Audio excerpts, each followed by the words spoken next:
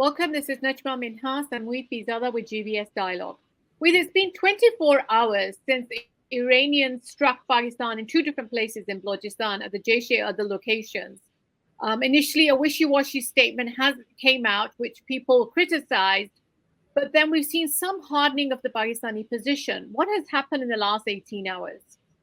I would say the last 24 hours, Najma. I think what happened was initially the news that Iranians have actually struck inside Pakistani Baluchistan with missile strikes and drone strikes was sort of not available on the Pakistani media at all. It was coming from international Twitter handles and social media. Then it was started to be appearing in the Indian television channels, Indian newspaper sites. Then it was picked up by BBC. Then it was Reuters. Then it was Middle Eastern news. And then finally, before even the Pakistani media pick up the news, the Pakistani Foreign Office after midnight. So where the event had actually happened on 16th January, after 7-8 hours, or maybe more than 8 hours, the Pakistani Foreign Office after midnight. So the Pakistani Foreign Office issued a press release, which is press release 15th of 2024, which was in the morning of 17th January. It was dated 17th January. And it basically came up and it basically said that what Iran has done is unprovoked, is uncalled. It was not expected out of Iran. Terrorism is a joint. It didn't say that terrorism was not happening from the Pakistani soil. It condemned the Iranian action and said that the terrorism is a joint problem. Iran and Pakistan have been talking to each other about it. And this action and this violation. And surprisingly, it mentioned the two Pakistani children have died in Baluchistan and three children are injured. But it didn't basically say it was just like an attack on a site. It basically said air violation of the Pakistani airspace. But the response was seen as sort of a weak response. And then there was a backlash. All the people, and right now the government is coming under criticism for so many different reasons because of election, the political atmosphere, the PTI versus the regime. So within the next 12 hours, the response hardened. And then you saw the second a press conference by Zahra Mumtaz Baluch, the Pakistan Foreign Office spokesperson, and she thundered and she said that Pakistan has decided to withdraw its ambassador from Tehran, and it also advised that the Iranian ambassador, who was incidentally in Iran because of some consultation, is advised not to return back. But it was not the only thing. The Pakistan Foreign Office said that all meetings at all levels, meetings, talks, visits, which are taking place between Pakistan and Iran are on freeze. And immediately afterwards, a trade meeting that was taking place between Pakistan and Iranian custom and trade officials in Gwadar to connect the Gwadar and Chabahar ports was actually cancelled. It also basically said that Pakistan reserves the right. This was very significant. I mean, Pakistan Foreign Office to say this thing, that Pakistan reserves the right to strike back at a place of its own choosing. It was very similar to the kind of response Pakistan Foreign Office had given after India struck at Baluch somewhere in the February of 2019. And it is important to note this thing that on 16th January, Pakistan Navy and Iranian Naval had a joint exercise somewhere in the Red Sea or somewhere in the Arabian Sea, and it wasn't cancelled. Despite the fact, so you have to see that the Pakistani government response. Isn't that what makes it more confusing? The fact that this joint Navy exercise was taking place. We saw pictures of the Pakistani caretaker prime minister with the Iranian foreign minister at Davos. They came out on Twitter on the same day, and yet Iran decides to do this action. I mean, what's behind it then? I saw an interview of the Iranian foreign minister with Fareed Zakaria on taking place at Davos in Switzerland, where he refers to Pakistan as a brotherly, friendly nation. I mean, why would you attack a friendly and a brotherly nation out of the blue? Okay, let me explain. So these are all the timeline, the sequence and the timeline is very important over here. When the caretaker prime minister, Anwarul Haq Kakar, met the Iranian foreign minister, Hussein Amir Abdulhian, there was like several hours, like 4 or 5 hours before the Iranian Revolutionary Guards had struck the site in Baluchistan. So, of course, there was nothing on the horizon at the time. Perhaps maybe the Iranian foreign minister would not even know what was happening between Iran and Pakistan. Similarly, the naval exercise, which took place on 16 January, must have been scheduled and must have been decided several weeks and several months in advance. Several months in advance. So by the time the naval exercise was taking place on 16 January, the government of Pakistan and the missile strike also took place on 16 January, somewhere in the say morning or the mid-afternoon. No, it was basically took place in the early hours of the 16 January, past midnight, right? So by the time the naval exercise takes place, say 9-10 a.m. In the time in the Asia, the Pakistani government had no response. So the Pakistani government had different components: the military, the navy, the air force, the foreign office, the politics, the caretaker government, everything, right? So the Pakistani response starts to take shape within after 12 hours. So if the strike took place somewhere after midnight on 16th January, the Pakistani response took almost 24 hours. So you see the Pakistani Foreign Office first press release, which I refer to as press release number 15th of 2024, came after midnight of 16th January. So basically in the early hours of 17th January. So exactly 24 hours. So by the 24 hours, the first response was sort of lenient and lukewarm. Then by the morning, the Pakistani public response, the media response, the political response started to come in the form of social media, people saying, ridiculing the Pakistani government. And then the response started to harden. And that is the hardened response in which you find Moeed Baluch, the spokesperson, basically saying that we have decided to withdraw Pakistani ambassador from Tehran, and the Iranian ambassador should not come back, and we are cancelling all visits and all meetings. So everything, when you look at it, falls into sequence. Now, when you refer to this brilliant interview, about 40-minute plus interview discussion between the CNN anchor person Fareed Zakaria at Davos and with Iranian Foreign Minister Hossein Amir Abdulhia, that takes place after many hours after the strike. And you see, there is I would not say it's softening of the Iranian attitude. I think the Iranian diplomacy is taking place in such a way. So what he basically says is that we are not attacking the brotherly Muslim countries of Pakistan and Iraq. And by the way, the strikes have also taken place in Syria. But somehow or the other, there was no real mention of Syria. But I can confirm this, that I've checked from international media, that when the strikes took place in the northern Iraq, in the Kurdistan autonomous region, Erbil, at the same time, the Iranians also struck at some places in Syria. But what is the explanation the Iranian foreign minister gives? The Iranian foreign minister says that we have excellent brotherly relationship with Iraq and with Pakistan. We respect the sovereignty. We have no dispute with them. We don't want to basically create any situation for them. But we are coming under attack from the assets of either the United States or Israeli Mossad.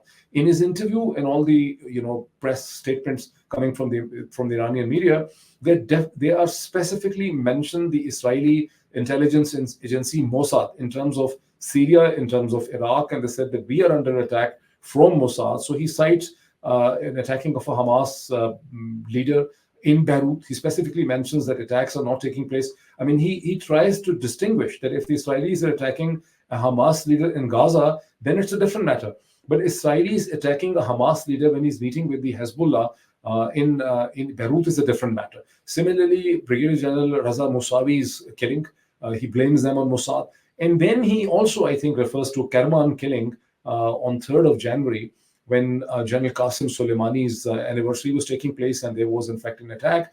The responsibility was taken up by ISIS, the Islamic State in Iraq and Syria, in which more than 80 people died. So he says that we are under attack by these various kind of assets, and the Iranians do not shy away from referring to ISIS as an American. Why have the Iranians attacked all three of these Muslim countries in almost 48 hours? The Syrians, the Iraqis, and Pakistan. I mean, what's the common factor? Why attack all three places in the last 48 hours? Look, the attack on the Pakistan is a little bit more confusing. The attacks inside Iraq and attacks inside Syria very neatly fit into the Iranian response, which they had promised on 3rd January. When Qasem Soleimani's anniversary was attacked on Kerman and there was more than 80 killing, immediately the Iranians said, we're going to retaliate and we're going to there would be a response from Iran.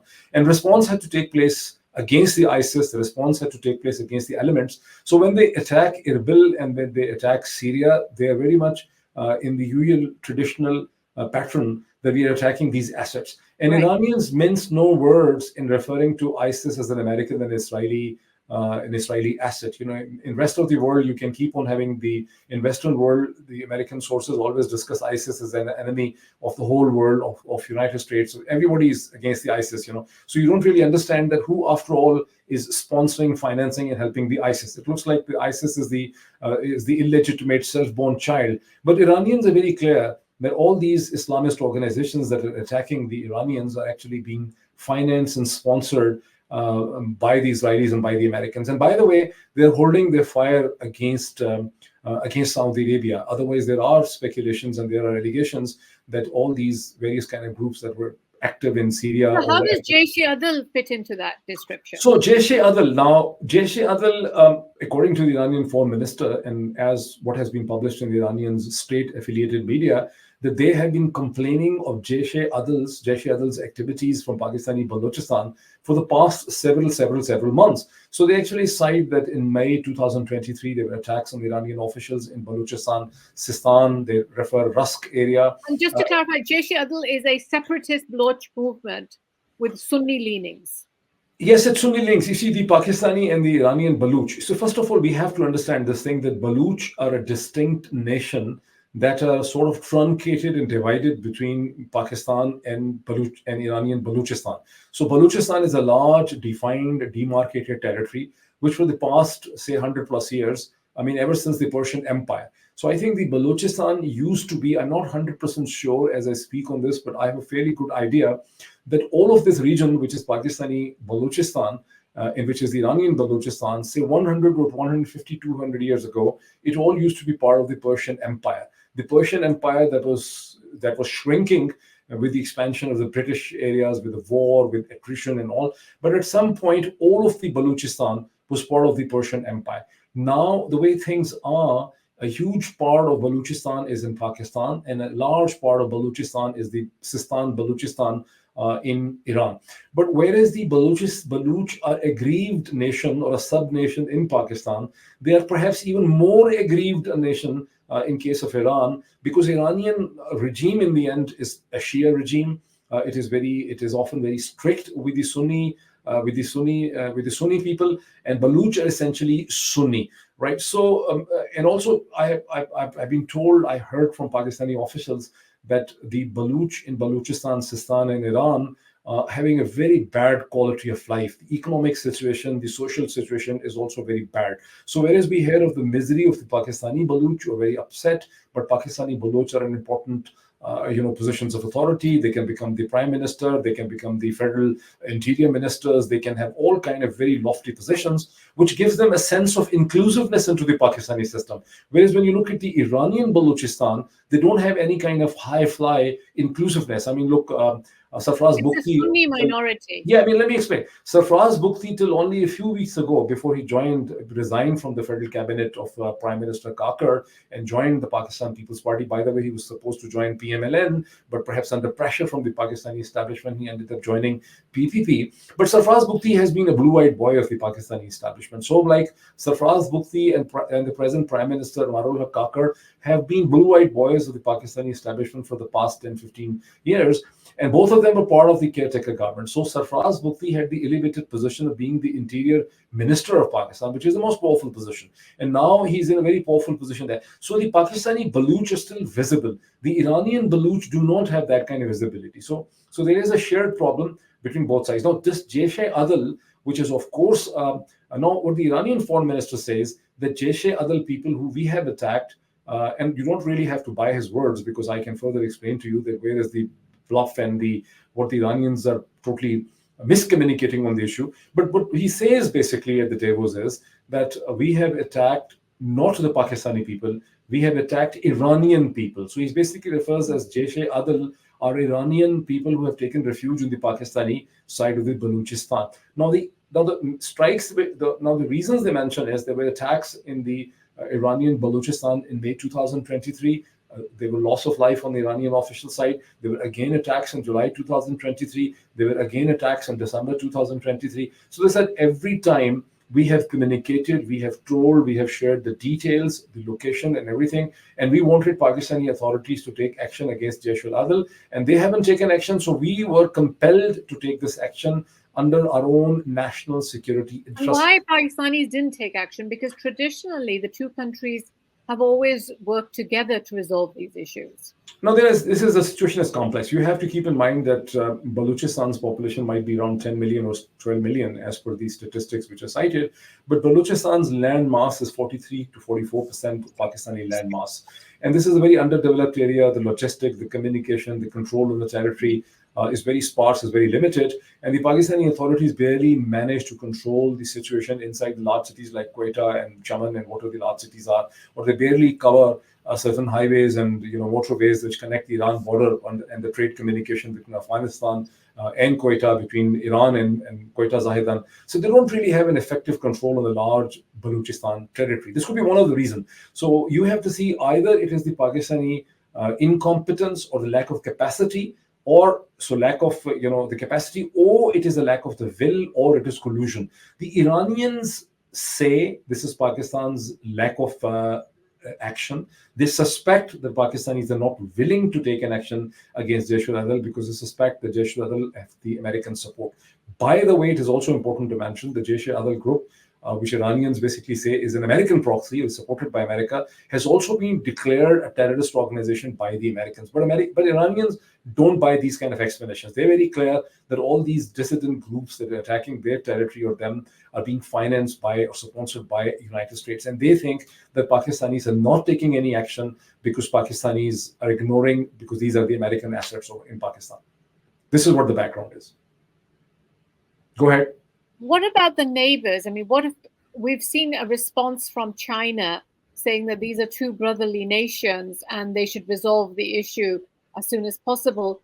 And also there have been discussions about the fact that the Indian foreign minister was in Iran just literally a couple of days.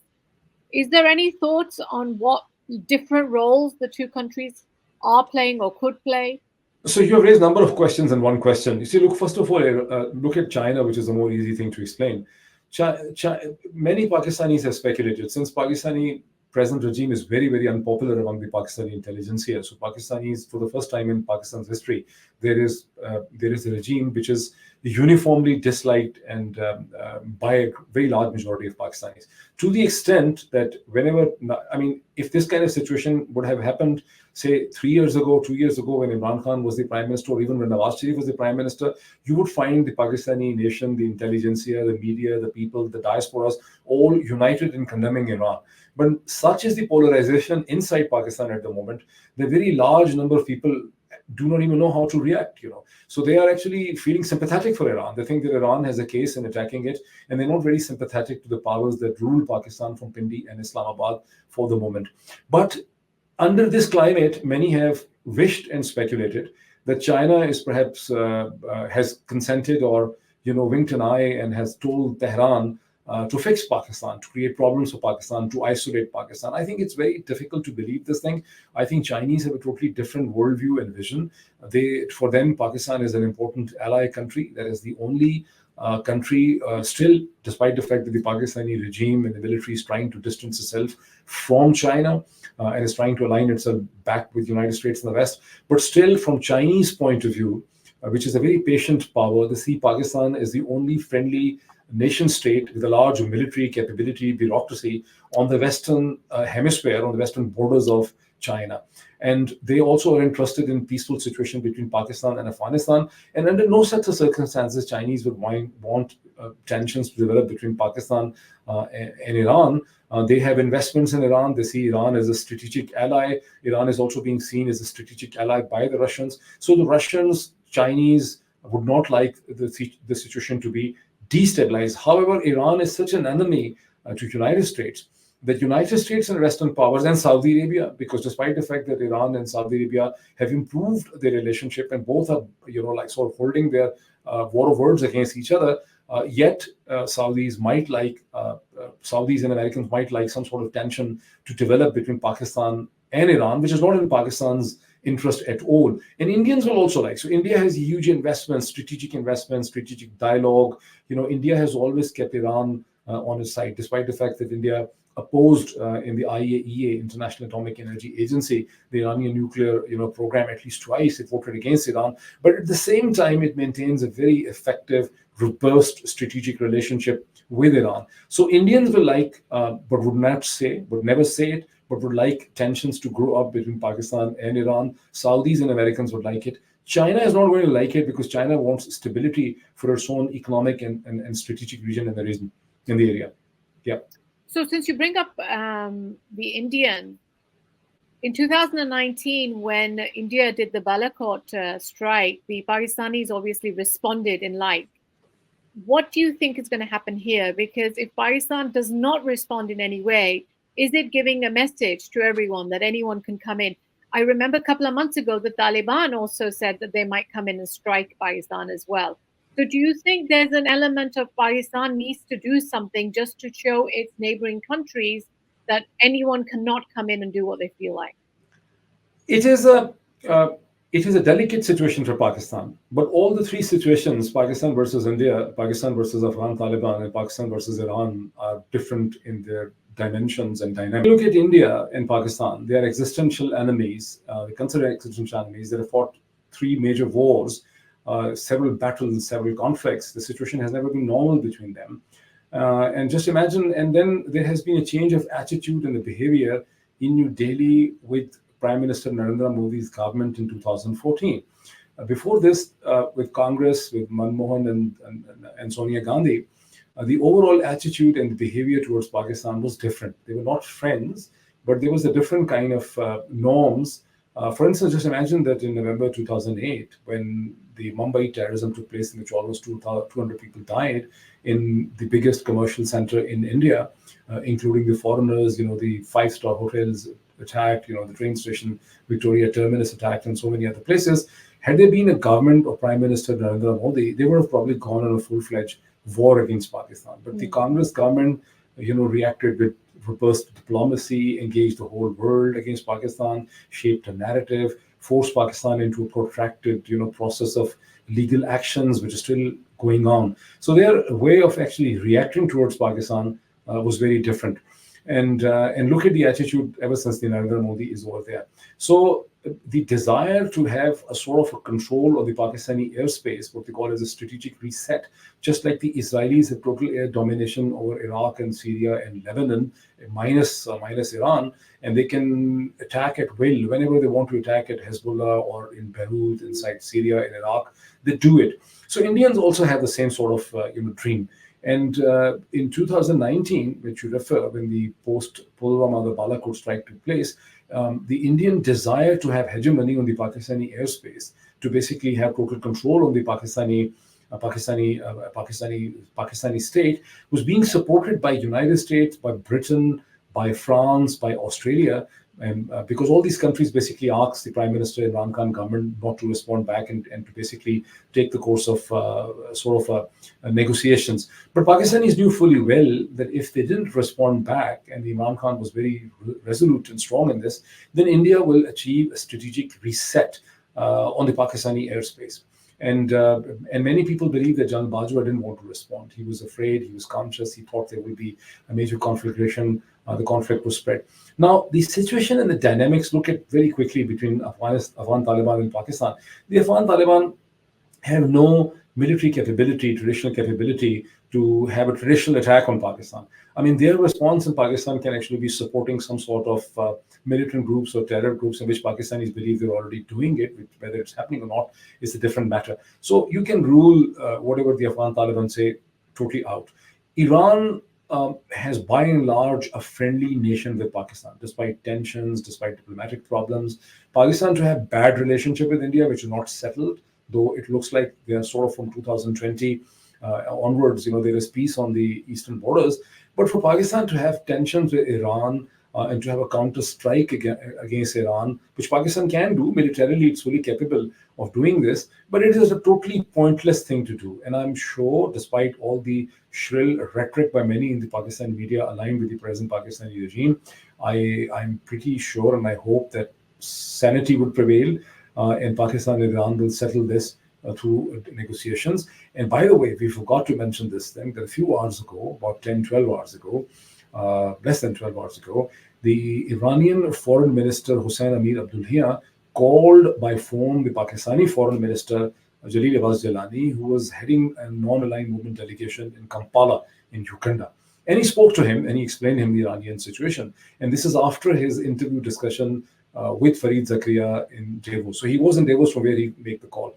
And according to the Pakistani Foreign Office press release and briefing and media, Pakistani Foreign Minister Jalil Abbas Jalani told Iranian Foreign Minister in very strong terms that Pakistan reserves the right for counter-strike. He might have said it very politely. You and I both have met many times Jalil Abbas Jalani Sahab, and you know that he's a very sophisticated thinker, a very sophisticated diplomat, and he must have chosen his words very carefully. But I think the Iranians, if you look at the statements from Abdullah at Davos in his discussion with Fareed Zakaria, are continuously saying that, we have nothing against, we respect the sovereignty of Pakistani brothers. No, but the Iranians may be now saying that they have nothing against the national sovereignty of Pakistan and toning down their general demeanor. On the Pakistani side, though, isn't the army under pressure to do something? Not just because of the messaging it sends to international neighbors, but because of domestic compulsions now. The kind of rebuke, the kind of comedy and the non-serious attitude that people have given to the army on social media, for example, has been unprecedented. I think they're shocked that usually these kind of national disasters bring people together, whereas what has happened on social media now has been that the only thing that people have done is they've been pulling the leg of the army, saying, "Where are you? Why are you sleeping?" and so on. Doesn't that kind of force the army to maybe take a stronger action than they would like to?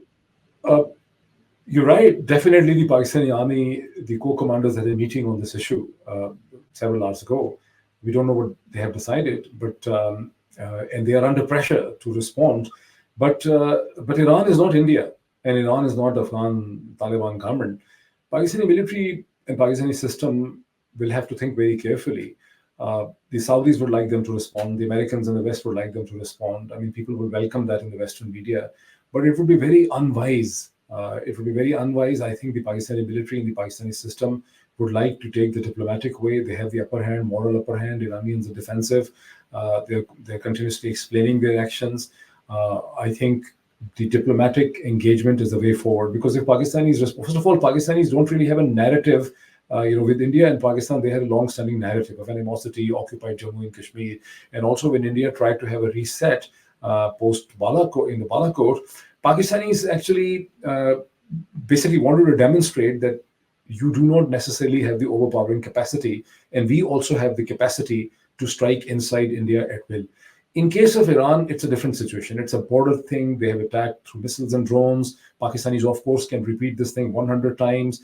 But if Pakistan also starts repeating it, then Iran also starts repeating it, then it's actually a slippery path forward. So I think, despite the pressures, the Pakistani system will not go for counter strikes. And how do you explain the social media response? The fact that it was so different from when in 2019 Baluch happened, in terms of how the social media participants didn't appreciate the army, didn't come in to support the army, and put the army under pressure for allowing this to happen in the first place. Why do you think there's been such a strong, different approach this time round? Because of the polarization of the Pakistani politics. In 2019, February 2019, when the Baluch strike took place, this was a much united country.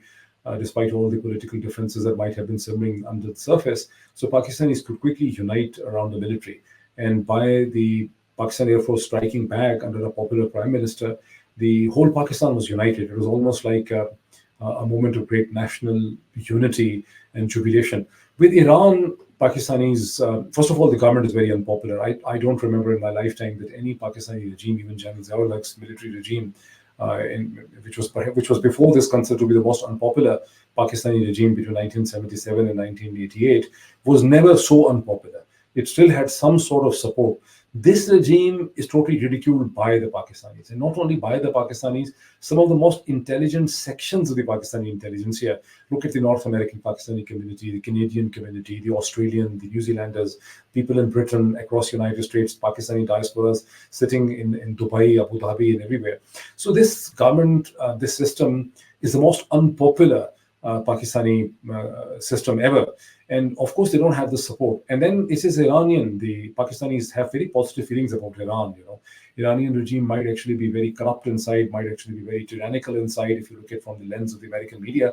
But in Pakistan, it's a brother Islamic country, and they never had much kind of tension. They also realized that Iran has a better image in Pakistan than Saudi Arabia. Saudi Arabia has huge investments into Pakistani politics, religious parties, but Iran enjoys a better image on the Pakistani street. And Iran plays this leader of the Muslim world image in a very, very clever fashion, very intelligent fashion. Look at its support for Hezbollah. Look at its support for the Sunni Arab Palestinians. Look at its support for the Hezbollah, who are Arabs. So Iran transcends the Arab and Persia borderline, and its support for the Arab cause, for the Muslim cause. It basically sells itself as a Muslim power. And the Pakistani public basically sees Iran as the only major Muslim country, or the country that has taken a stand against Israel. So they are very upset. So the Pakistani government for taking, whereas many people aligned with the Pakistani government in the media are making these shrill voices, the reality is this, that Pakistani regime, if it counter-strikes on Iran, will not have any popular clear support. If it strikes against India, yes, it will have very popular support. But striking against Iran will not have a popular support inside Pakistan. I know your final thoughts on a journalist this morning tweeted, he's very much aligned with the army, or seemed to be aligned with the army. He tweeted that this security situation with Iran, as well as the terrorism situation within Pakistan, may mean that elections have to be delayed on February the 8th.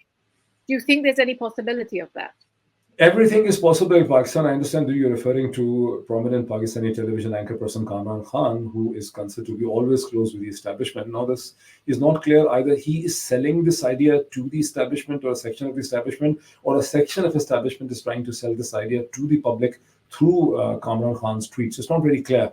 But, everything can happen in Pakistan. At the moment, it doesn't look like the election will be delayed, because elections are not really happening in Pakistan. Only a process of selection is happening in Pakistan. I'm pretty clear that what is happening in Pakistan, by any stretch of imagination, cannot be called an election. It's an insult of the word election. It is referred to as the election. So this selection, for which they have worked for literally 1 year, and they have done everything to get PTI out of the election, out of this selection process, and they're trying to select Nawaz Sharif into a preeminent position so that they can actually bring Nawaz Sharif in and have a dialogue with India.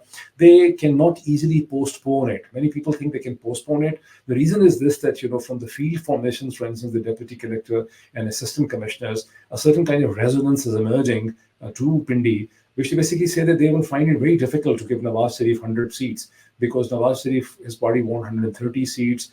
Perhaps establishment has decided to give them 90 seats. In real terms, Nawaz Sharif doesn't have the capability to get more than 20 seats. So the responsibility will actually upon the election machinery to give Nawaz Sharif the seats. So many people think that the regime, despite all its machinations, is still afraid and shying away from the election, and it thinks it is not in firm control of the electoral process. I am not very convinced. I think they have totally thrown PTI, once they have taken away its bat through a conspiracy. They have totally taken away PTI from the election. Now their game is this, that PTI cannot say that they're banned party. PTI is participating in the election. They can bring their own results, giving Nawaz 90 seats, giving PPP 60 seats, and maybe PTI another 60 seats. And they will say the elections took place and PTI participated in the elections. So PTI's participation in the so-called selection process, which is whatever logic the PTI has for it, is actually legitimizes that process and turns that into election. If PTI also gets out of the election process, if they had decided, then the election would have lost all its meaning. But I don't know what is the logic and calculus for PTI. But I don't see as a moment that this selection, I'm sorry I keep on referring to them as election, they're not elections. This selection 2024 would not be easily postponed.